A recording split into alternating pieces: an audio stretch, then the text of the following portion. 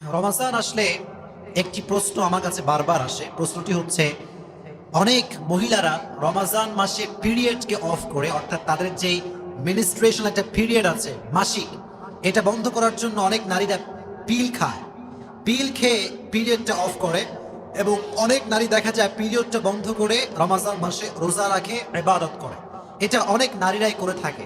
তো এখন প্রশ্ন হচ্ছে, পিল খেয়ে রমাজানের রোজা রাখা যাবে কিনা, এবং পিল খাওয়ার মাধ্যমে মেয়েদের যেই মাসিক বা পিরিয়ড, এটা বন্ধ করে মেয়েরা ইবাদত করতে পারবে কিনা, এটি হচ্ছে প্রশ্ন। এটির উত্তর হচ্ছে, মৌলিকভাবে পিল খেয়ে যদি কোনো নারী পিরিয়ডটা অফ করে দিয়ে নিজে ইবাদত করে এবং রমাজানের রোজা রাখে, সেই ক্ষেত্রে মৌলিকভাবে এটা হারাম কিংবা নাজায়েজ কোনো কাজ নয়। তবে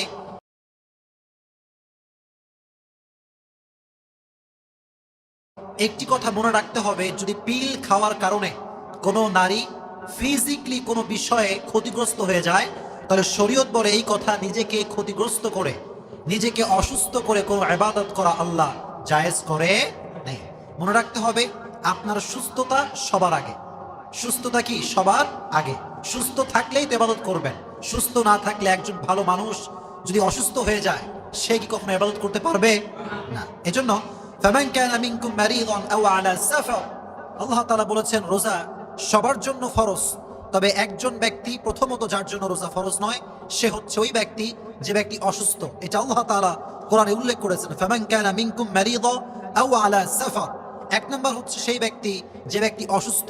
তাহলে বোঝা গেল, নারীরা যদিও পিল খাওয়া তাদের জন্য জায়েজ, বা পিরিয়ড বন্ধ রাখা জায়েজ আছে রমাজান মাসে ইবাদত করবার জন্য, তবে তারা যদি পিল খাওয়ার কারণে কোনো প্রকার ক্ষতির শিকার হয়, সেক্ষেত্রে পিল খাওয়াটা জায়েজ হবে। এজন্য বোঝা গেল, পিল খাওয়া মৌলিকভাবে জায়েজ। তবে যদি কোনো প্রকার অসুস্থতার কোনো রকম আশঙ্কা থাকে, সেক্ষেত্রে কোনো নারী পিল খেয়ে পিরিয়ডকে বন্ধ করতে পারবে না। এটি হচ্ছে এক নম্বর বিষয়। আরেকটি বিষয় আপনাকে জানতে হবে, যে একজন মেয়ে যখন তার পিরিয়ড হয়ে যায়, তখন তার জন্য নামাজ পড়া নিষিদ্ধ। যদিও শরীয়তের পক্ষ থেকে এটা নির্ধারণ করা হয়েছে যে সে নামাজ পড়বে না সেই সময়ে, কিন্তু সেই মেয়েটার জন্য পিরিয়ড অবস্থাতেও জিকির করা জায়েজ আছে, দ্বীনি কথাবার্তা বলা জায়েজ আছে, ইভেন দ্বীনি কথা শোনাও জায়েজ আছে। এজন্য যেই মেয়েরা পিল খেয়ে নিজের পিরিয়ডকে বন্ধ করতে চান, তাদেরকে আমি লক্ষ্য করে বলতে চাই, সাধারণভাবে যেই ইবাদত আমরা করি, এটাই আল্লাহর কাছে বেশি গ্রহণযোগ্য। সুবহানাল্লাহ পড়ে, এটা আল্লাহর কাছে অধিকতর গুরুত্বপূর্ণ বিষয়। এজন্য সাধারণভাবে আপনি যে রোজা রেখেছেন, এটা মাশাআল্লাহ অনেক ভালো। আর যদি পিরিয়ড চলে আসে কোনো মেয়ের, সেক্ষেত্রে সে জিকির আজকার করবে, দ্বীনের কিছু কথা মানুষকে বলবে, অন্যদের থেকে দ্বীনের কথা কিছু কথা শিখবে। এটা হচ্ছে মেয়েদের জন্য করণীয়। আর আরেকটি বিষয় মনে রাখবেন, যে ইসলাম এটা হচ্ছে একটা সহজ ধর্ম।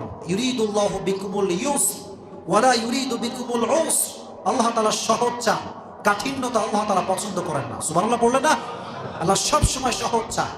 এজন্য হাদিসের ভিতরে এসেছে, খুব ভালো করে শুনবেন, কোন একজন মানুষ যদি সাধারণ অবস্থায় একটা ইবাদত কন্টিনিউয়াস প্রসেসে করতেই থাকে, সব সময় সে ইবাদতটা করতেই আছে, হঠাৎ করে যদি সে অসুস্থ হয়ে যায়, হাদিসে এসেছে সে সুস্থ থাকলে যেহেতু এই ইবাদতটা করত, আর যেহেতু সে অসুস্থ, আল্লাহ তার অসুস্থতার কারণে সুস্থ অবস্থায় থাকলে যেহেতু সে এই ইবাদতটা করত, আল্লাহ অসুস্থ অবস্থাতেও ইবাদত না করলে সে সওয়াবটা আল্লাহ তার আমলনামায় দান করে দিবে।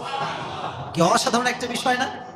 ফর এক্সাম্পল, মনে করেন যে আপনি 5 ওয়াক্ত নামাজ বা জামাত আদায় করেন, হঠাৎ করে আপনি রোড অ্যাক্সিডেন্ট করে আপনার পায়ে প্রচন্ড পরিমাণে আঘাত পেয়েছেন, এখন আপনি হাঁটতে পারছেন না, মসজিদে বা জামাত আপনি নামাজ আদায় করতে পারছেন না। আল্লাহ তাআলা বললেন, যেহেতু তুমি জেনুইনলি প্রত্যেকটা ওয়াক্তের নামাজ বা জামাত আদায় করো, আমি আল্লাহ তাআলা তোমার অসুস্থতার কারণে জামাতের সঙ্গে নামাজ আদায় করলে যেই সওয়াব হতো, বাসায় আদায় করলো আমি আল্লাহ সেই সওয়াব দান করব। এজন্য প্রিয় ভাইরা, আপনার যেই বোন আছে, আপনার যেই মা আছে, আপনার যদি ওয়াইফ থাকে, তাদের সকলের এই লেকচারটা শোনা উচিত, যে পিরিয়ড এটাকে বন্ধ করা মৌলিকভাবে রমজানের রোজা রাখার জন্য মোটামুটি জায়েজ আছে, কোনো সমস্যা নেই।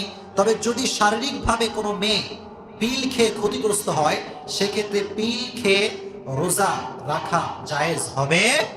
আল্লাহ আমাদের সবাইকে এই বিষয়টি বোঝার তৌফিক দান করুক। জবান করে পড়া আমিন।